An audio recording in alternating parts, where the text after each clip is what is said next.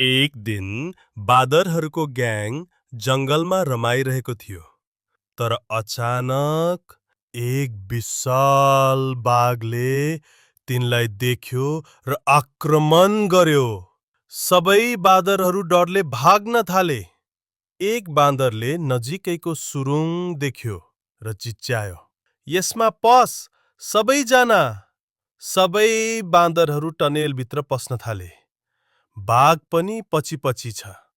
टनेलको अर्को छेउबाट सबै बाँदरहरू बाहिर निस्किए। अनि अचानक एक होशियार केटा आइपुग्छ। ऊ तुरुन्तै टनेलको छेउमा ठुलो ढुङ्गा राखेर मुखै बन्द गरिदिन्छ। बाघ टनेलभित्र थुनिन्छ। सबै बाँदरहरू खुसी हुँदै चिच्याउँछन्, "हामी बच्यौं! जय होशियार केटा!" सन्देश: बुद्धि र सहकार्यले ठुलो खतरा पनि टार्न सकिन्छ।